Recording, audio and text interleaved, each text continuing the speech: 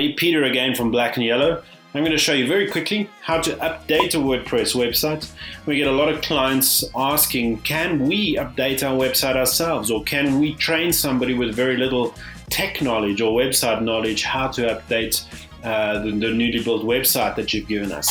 And the answer is yes. I'm going to show you that very quickly. I'm going to show you basics. I can't say that you're going to be a pro by the end of the video, but you're going to have the tools to be able to understand how a WordPress website works.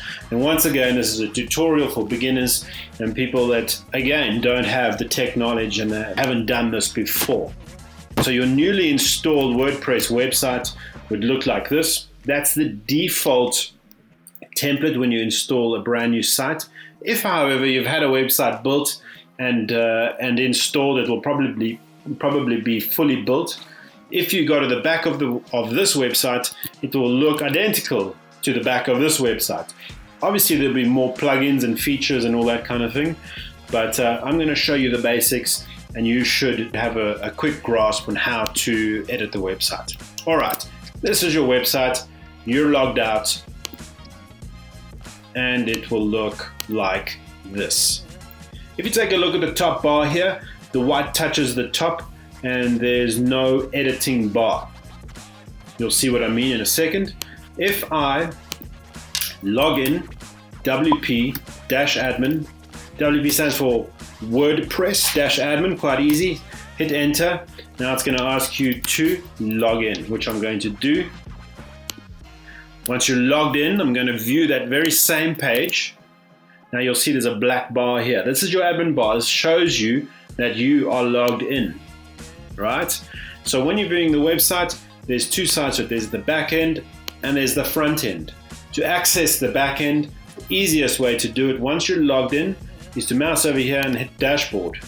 Dashboard is the combination of everything that you would need to know. It gives you bits of information here and there, tells you how many posts you've got, tells you how many comments you've got, tells you how many pages you've got. This website is slightly out of date. There is a newer version. You say update now. I'll wait for it to get there. And then I'm going to sit there and it prompts me to say update now. Right? I'm going to say update now. You'll see just how easy and quick it is. You don't need to go back to WordPress to download more files. You don't need to ask someone in the know. All you need to do is click this button. You'll see it's running the course at the moment. And as soon as it does that, it will automatically install those files for you. If I want to go back to the website and view it, it's going to give me this. No, it doesn't give me an error because it's already updated. There we go. That's the brand new version of WordPress. Now, if you did know or didn't know, WordPress is a content management system, meaning it's a website that allows you, the user, to log in through a username and password protected area and are able to update the site. And when you view it, it's updated in real time. So there's no HTML knowledge needed unless you want to do major coding or major structural updates. It is easy to update it. Anyways, so on another note, I'm sure you know that WordPress is one of the biggest blogging tools in the world. WordPress is one of the biggest CMS website platforms in the world. In fact, is the biggest. All right. So if you've got a WordPress website for the purpose of a blog, you're going to create a blog post, right? A blog post is different to a page. A page is a page. That's what it is. It's a page on your website that contains information. Let's say an about page, right? It's about the company. It's about you as a blogger. Or the contact page. It's got contact information on it. It's got nothing to do with your blog. Now you're going to write a blog post about whatever your blog is about. Let's say it is about shoes. Then you're going to write a blog post on shoes. That's a post. It's not called a blog page. It's called a blog post. And now you've got pages. All right. Why did I emphasize that? I'll tell you why. On the back end, on the dashboard, on the left-hand side, you'll see here you've got posts and pages. All right. You've got media Don't worry about that now. I'm going to show you the very basics. The posts, that means all your blog posts. You've got pages, that means all your website pages, right? Then you've got more things like media. These are all the images that you're going to use on your blog. You've got comments. So if somebody reads your blog and finds it helpful, they can leave you a comment. So your comments are stored. Yeah, you've got the appearance. These are the basic structures of your website, and you can edit certain things.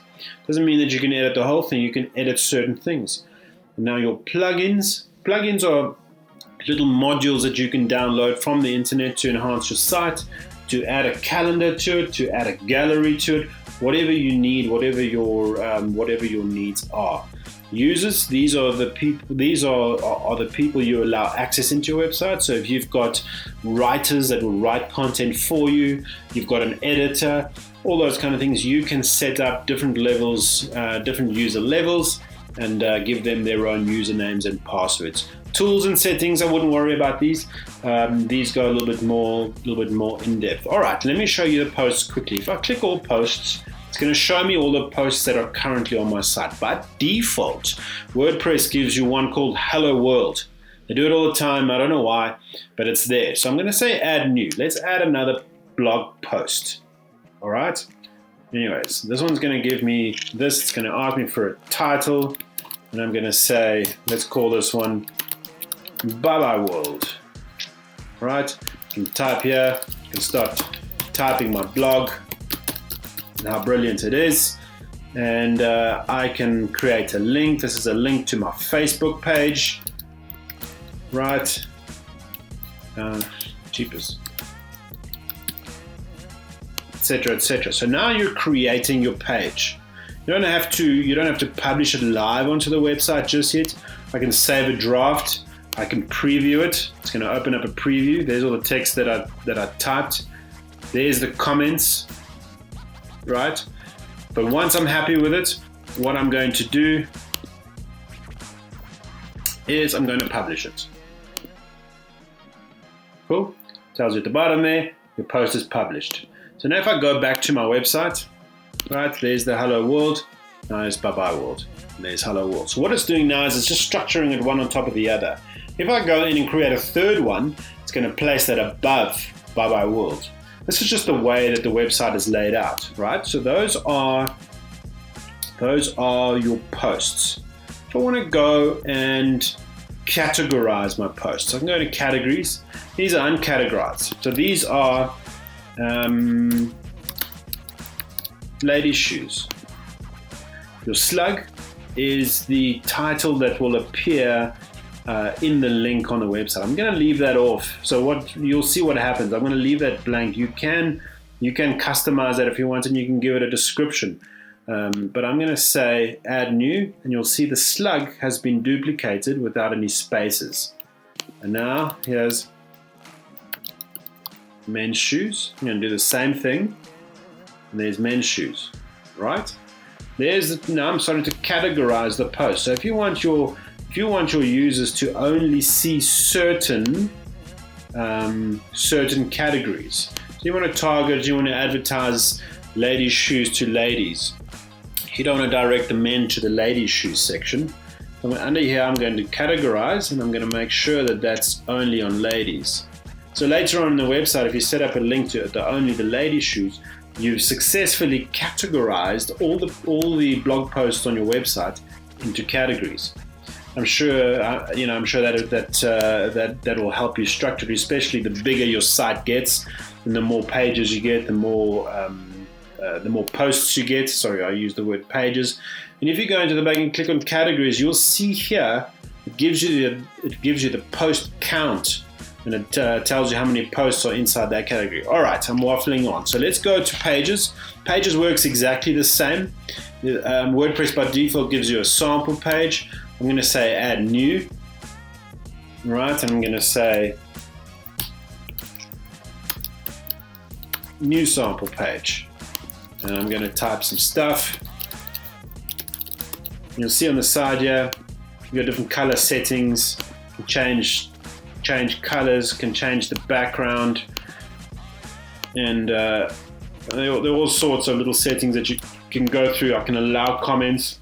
I can disallow comments if I don't want any comments on my pages. And what I'm going to do is I'm going to publish that one too. Do you want it visible to the public? Yes, I do. If I don't, I want it private. I don't want people to see it. If I want it password protected, I can say password protected. I can set this to password. Right? And once I say publish and somebody goes to view it, let's say you've got a catalog that's only on your website for buyers or for retail stores and you want it password protected, that's where you do it. I want to say public and I want this thing published to the public. I can go and view it or copy the link. I'm going to choose to go to the backend. All right. That is pretty much the two basics that you're going to need. If you want to add images to your website, you'll go to media. I can go to library, but there probably won't be anything in there.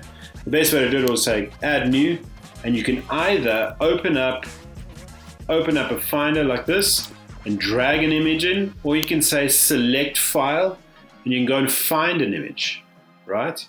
I'm going to find let's see here. I'm going to find my logo. There it is.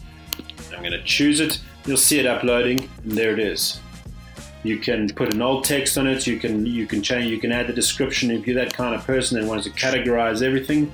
There it is. So if I go and view the page and I want to insert that image that I've just uploaded, I'll put my cursor where I want it uploaded. I can either say I can just click the plus there, or I can click the plus there. This is the new WordPress editing backend. I don't like it much. I prefer the old one. And you do have the ability to go back to the old one. I'll show you that in another video. What you do is you click that little plus. You can say I want to add an image. If I click add an image, I can either upload it, or I can go back to the media library where we uploaded the logo.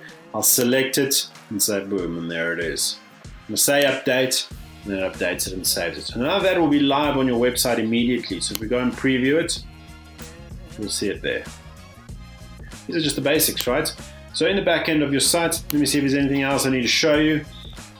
All right, so the appearance, I wouldn't worry about the appearance at this stage because I'm just showing you how to edit a site. You're probably going to adopt a site that's been built for you by a web development agency. So this is how you do it. So plugins, wouldn't worry about plugins, but it works the same way. You've got this library of plugins that are currently on your site, and these are the ones that are currently on your site. If you want to add a new one, let's say add new, and let's just choose something popular. Well, here we go. Here's the classic editor. I was telling you about going back on the editor that WordPress uses. So if I click install, we'll just wait for that process to finish. It's busy installing in the back end.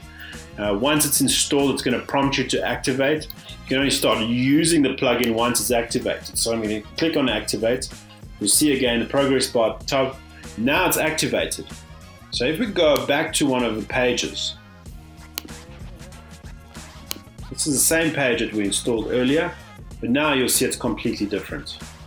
It works on a typical what you see is what you get, similar to a Microsoft Word page, where if you want to bold something, you bold something. If you want to italicize something, you do that. If you want to change the color of the text, you do that.